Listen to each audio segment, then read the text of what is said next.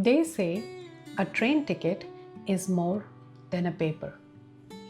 It's a promise, a doorway to another place, another time. But what happens when that promise is never fulfilled? Welcome to the Lost and Found Chronicles, a podcast where we talk about things, memories, people, objects that we lose on the way, and in an interesting way, we find them back into our lives. And in today's episode, we will be diving into a story about a train ticket, relationships, and decisions not made, and it is called as the train ticket that never got used. Our story today begins with Daniel, a 28-year-old amateur photographer, struggling to find a meaning after leaving a job that drained him. He joins a small old photography studio tucked between cafes and antique stores, in hope to revive an old passion. On his second week, while pinning one of his prints onto studio's display board, he notices something odd tucked in the corner. A yellowed, folded slip of paper. He pulls it out. It's a train ticket dated August 14, 1957. Destination Riverton Station. But here's the strange part. The ticket was never punched, never used. He finds it odd yet fascinating. Daniel runs his finger over the faded ink, thinking about the story behind it. Who bought the ticket? Why didn't they board the train? The thought lingers. At first, Daniel laughs it off and places the ticket on his working desk as a miscellaneous item. But the ticket keeps calling him back. He decides to do something casual research. He looks up Riverton Station, but it was shut down decades ago, abandoned after rail lines were shifted due to a tragedy. Daniel thinks, what would have happened that could lead to an abandoned railway station? He decides to dig further. One evening, Daniel asks the studio's elderly owner, Mr. Fuller, if he knows about the ticket. Mr. Fuller looks at it carefully, really carefully. Funny, he slowly says. This ticket had been there longer than I can remember. But no one ever asked about it. I'm sorry, I don't remember much. Mr. Fuller looked not interested. Daniel decides to investigate it further, but in a different direction. He digs through an old newspaper, other papers, library records, and even railway archives. He discovers that August 14, 1957 wasn't an ordinary day. That was the day of the Riverton train collision. Two trains collided outside the station, killing dozens. His heart races. Could this unused ticket have been belonged to someone who was meant to be on that train? Someone whose life was spared by not boarding it? Daniel finds another small article from 1957. A young woman, Rosie Lane, was supposed to be on that train, but she missed it. She later wrote that missing that unfortunate train saved her life, but also filled her with survivor's guilt. Later in her life, she became an advocate for rail safety and helped the community. As Daniel was reading Rosie's article, his pulse quickens. Could this be her ticket? But she did not mention anything about her ticket. Daniel kept looking, and he was sure that he found the owner of the ticket. But then how the ticket landed in the studio? This was another mystery to solve. Then one day, Daniel discovers something which further deepens the mystery. Rosie Lane had written in her memoir that she had burnt her ticket as a symbolic act of letting go.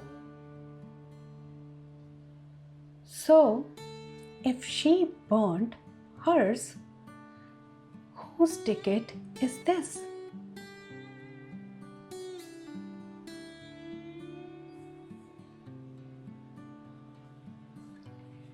Daniel was sad. His last discovery was a dead end, and he felt he will not be able to find the owner of the ticket.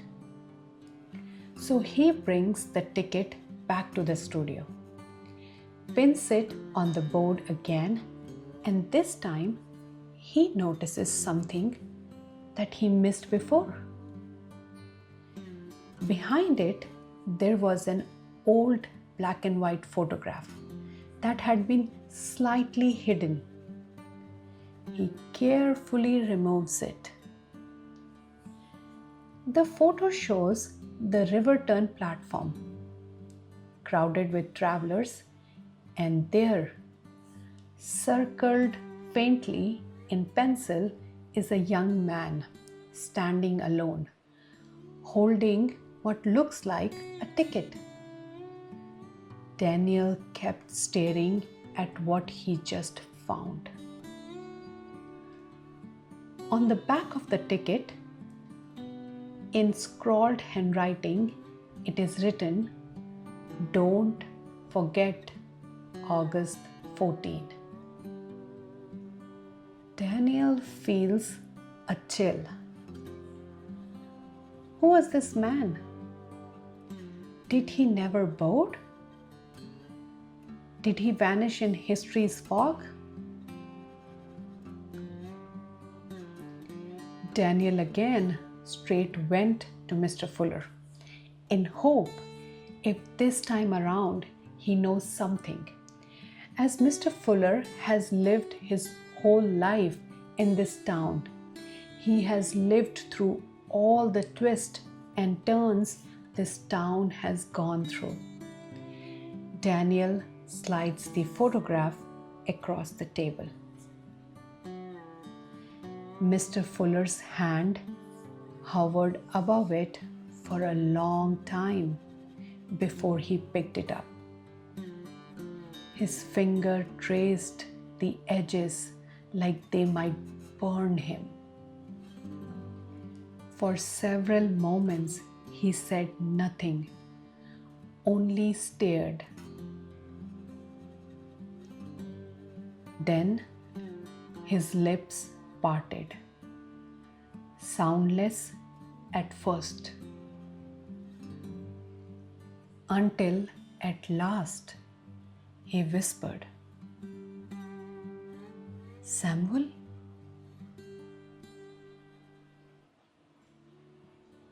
Daniel leaned forward. You? You know him? Mr. Fuller's eyes glistened, the photograph trembling slightly in his grip. That man was my brother.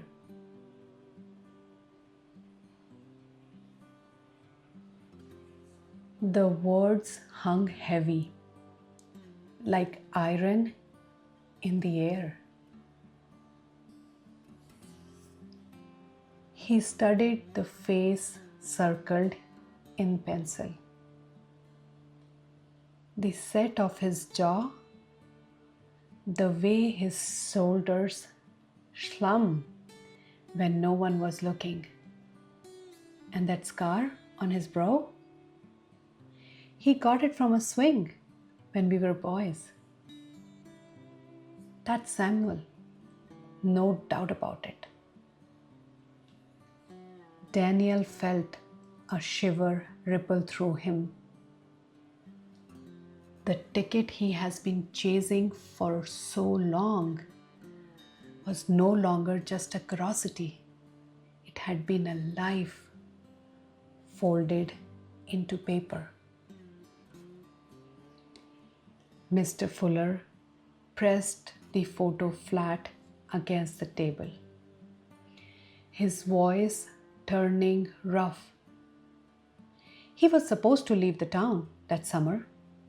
The mill had closed, and he thought the city might have something better. He bought that ticket with more hope than money. But that morning, he was supposed to leave. But then a storm came through, and our father, he fell sick. Samuel stayed. He said he would catch the next train. His eyes lowered to the yellow slip of paper. But he never did.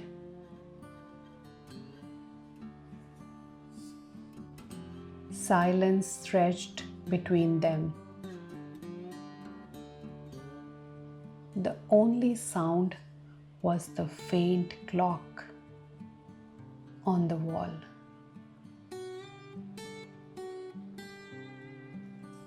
Finally, Mr. Fuller added, almost to himself, the ticket wasn't just a way out. It was a life he never lived. A what if folded into a paper and pinned to the board. A promise that just left waiting. Daniel swallowed hard, astonished. What he held was no longer just an artifact of history.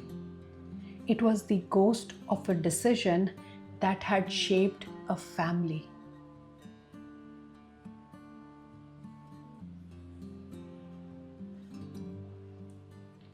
Mr. Fuller further explains, Samuel has planned to leave the town for good, ticket in hand.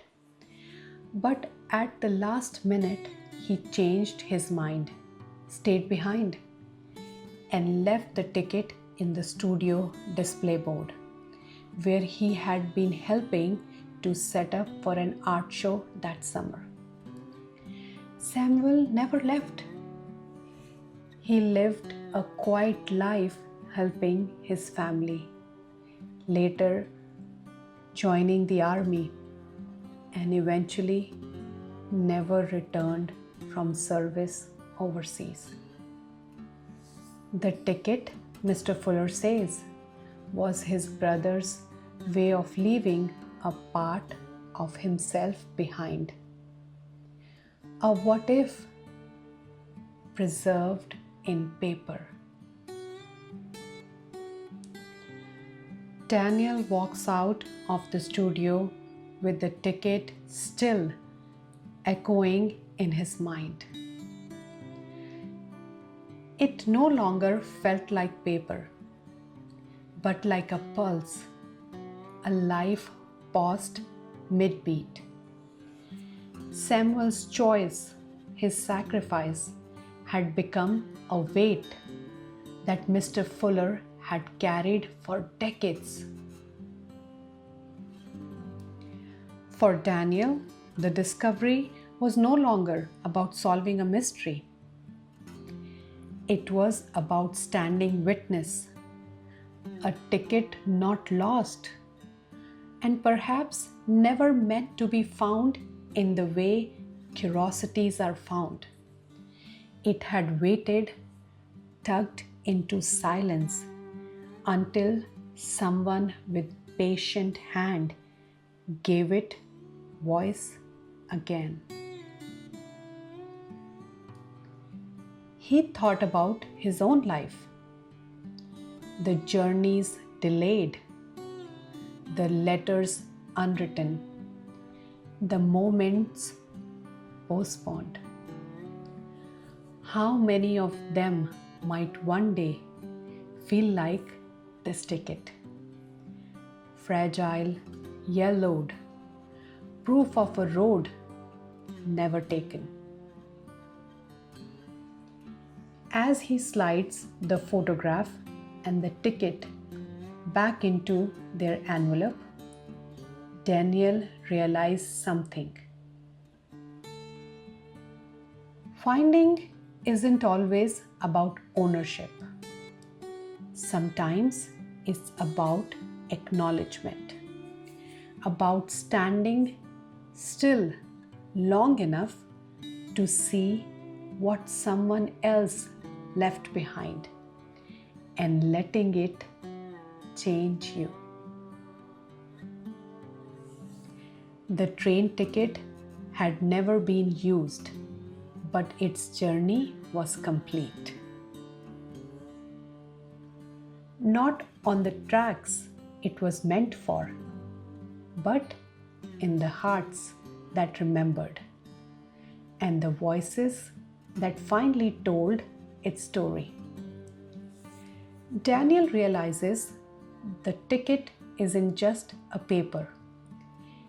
It's a reminder of choices one makes, we make, the ones we don't, and how they ripple through the generations.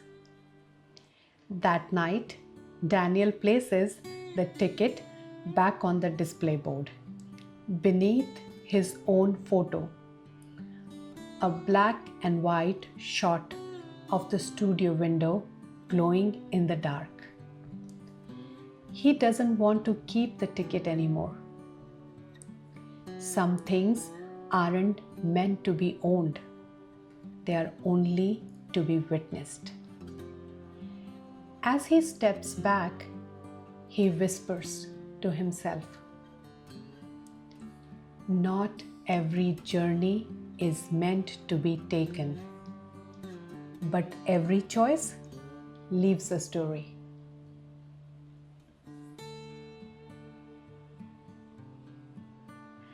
That was from today's episode of Lost and Found Chronicles, a story of paths not taken, lives spared and lost, and the way even a forgotten slip of paper can carry decades of memory. May the story you stumble upon bring you closer to the journey you cherish the most. Hope you enjoyed this episode. Thank you for listening till the end. If you like this episode, please like, subscribe, and share with your family and friends. Share your stories with me at lostnfoundchronicles@gmail.com or find me at social media at Prelicious. If you have a story of a connection that you lost, or maybe you found it again or not, I would really love to hear it from you. Do send me your stories. And remember, I am Pri, your storyteller, your listener, and your fellow collector of almost forgotten. Until next time, pause often, breathe deeply, and stay a little laid back.